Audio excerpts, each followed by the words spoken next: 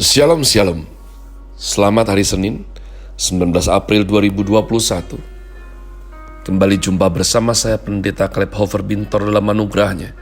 Penuh sukacita sampaikan pesan Tuhan melalui Grace Word, yakni suatu program renungan harian yang disusun dengan disiplin. Kami doakan dengan setia supaya makin dalam kita beroleh pengertian mengenai iman, pengharapan, dan kasih yang terkandung dalam Kristus Yesus. Sungguh merupakan kerinduan saya bagi saudara sekalian, agar supaya kasih dan kuasa firman Tuhan setiap hari tidak pernah berhenti menjamah hati kita, menggarap pola pikir, dan terutama adalah kehidupan kita boleh sungguh berubah menuju Christ likeness. Masih dalam season summer dengan tema guide Grace Word, hari ini saya berikan judul Assassin bagian yang ke-7. Assassin bagian yang ke-7. Saya ingatkan kenapa ada judul Assassin ini, yakni orang-orang yang membunuh untuk keuntungan, diri sendiri, entah itu berupa uang atau berupa perasaan yang salah, kebencian yang dilampiaskan dengan cara pembunuhan. Dan bagaimana kita memahami keterkaitannya dengan kematian Tuhan Yesus dan juga perintah ke-6 daripada 10 perintah Allah. Saya rindu sekali lagi kita membuka, yakni Matius pasal 27 ayat yang ke-1 dan 2. Matius 27 ayat 1 dan 2, ketika hari mulai siang, semua imam kepala dan tua-tua bangsa Yahudi berkumpul dan mengambil keputusan untuk membunuh Yesus. Ngeri sekali umat Tuhan ya. Mereka berkumpul untuk membunuh Tuhan Yesus. Nah, jangan membunuh adalah salah satu perintah yang paling kuat di dunia ini. Perintah ini bukan dari manusia kepada manusia, melainkan perintah dari Allah Sang Pencipta kepada manusia ciptaannya. Manusia adalah ciptaan yang bernilai, yang diberi peta teladan Allah untuk merefleksikan kemuliaan Sang Pencipta. Namun, manusia yang seharusnya menjadi pelaksana kehendak Tuhan, justru karena manusia tidak mengenal diri, tidak mengenal nilai dan sesama, maka dia selalu mencari-cari kesalahan, kekurangan orang lain, lalu membenci, merusak, bahkan sampai menyingkirkannya. Mengutip kalimat daripada Jean Paul Sartre, "Others' existence is my hell." Orang lain, keberadaan orang lain adalah neraka bagiku. Ini ngeri tapi betul. Iri hati, benci, dengki terhadap sesama membuat dunia bagaikan neraka. Manusia sulit untuk belajar menikmati keindahan dan kebaikan orang lain yang tidak dia sukai dan yang tidak menguntungkan bagi dia. Bukankah Tuhan memerintahkan agar manusia mencintai musuhnya dan berdoa bagi orang-orang yang menganiaya mereka? Hal ini sungguh bukanlah hal yang mudah, tetapi inilah ajaran Kristen umat Tuhan. Tidak cukup seorang Kristen hanya memiliki doktrin yang benar, ia harus juga diperlengkapi dengan etika yang benar. Kristus dasar dan asal dari semua doktrin kekristenan. Dalam inkarnasinya telah begitu rela mengampuni Yudas yang menyalibkannya. Ia begitu rela membasuh kakinya dan menaruh roti di pinggannya.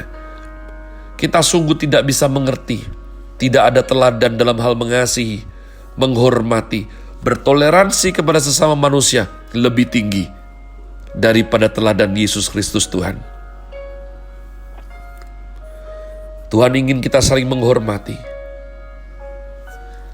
Selama saya hidup, saya berusaha untuk bisa berjiwa besar, melihat kelebihan orang lain, tidak menghina siapapun, dan sebisa-bisanya menggali semua karunia yang ada pada seseorang untuk bisa lebih lagi melayani Tuhan. Bersama Roh Kudus, saya selalu berusaha untuk menampung, mengerti, mentoleransi kepada mereka untuk hal yang sulit. Ketika menghadapi orang yang sulit, saya mohon kekuatan dari Tuhan untuk bisa mempengaruhi, mengubah, mendidik mereka, menegur dengan tajam. Namun tujuannya adalah perubahan yang menguntungkan dia juga di masa depan. Hal-hal seperti ini sangat tidak mudah umat Tuhan. Terkadang disalahpahami, terkadang dirugikan, harus belajar menyangkal diri, berani membayar harga yang mahal untuk pemuritan. Inilah semua semangat kekristenan. Orang yang tidak rela menyangkal diri dan memikul salib, sulit menjadi berkat bagi orang lain. Orang yang membenci orang lain, Tuhan bilang sudah membunuh. Ada banyak jenis pembunuhan, seperti membunuh perasaan, membunuh nyawa, membunuh otak, membunuh karakter, membunuh karir, dan seterusnya. Maka membunuh tidak hanya dibatasi sebagai pembunuhan fisik. Ada orang yang membunuh orang lain secara perlahan-lahan. Lalu apa alasan membunuh umat Tuhan? Alkitab menemukan satu prinsip yang tepat, yaitu jangan membenci orang lain. Membenci mengakibatkan pembunuhan. Dalam sejarah Tiongkok, dinasti Tang, kira-kira 1110 tahun yang lalu, ada selir yang merebut kekuasaan kerajaan. Lalu ia mulai menganiaya dan membunuh ratu secara perlahan-lahan. Dipotong hidungnya, telinganya, tangannya, kakinya. Lalu matanya dicungkil, lidahnya dipotong. Lalu ditempatkan di toilet, di WC, mencium bau kotoran sampai mati. Kejam, luar biasa kejam. Dia bukan hanya melihat musuh, tapi dia bermain seperti Allah.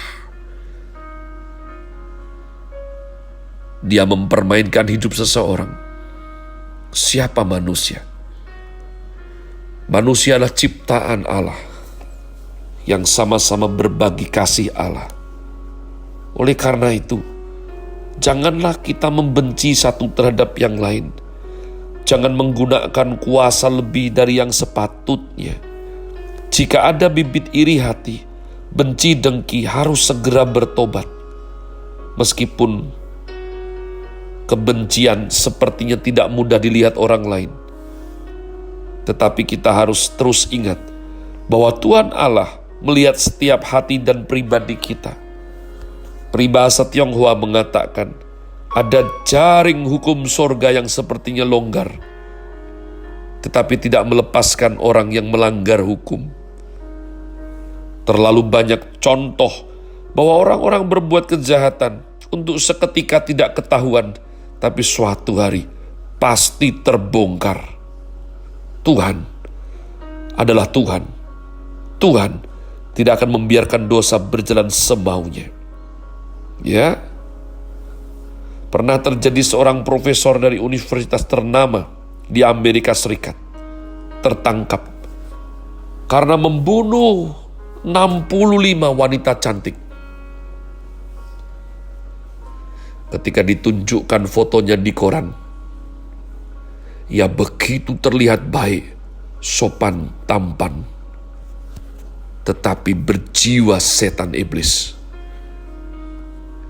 Sebaliknya orang mengatakan Sokrates berwajah seperti badut umat Tuhan.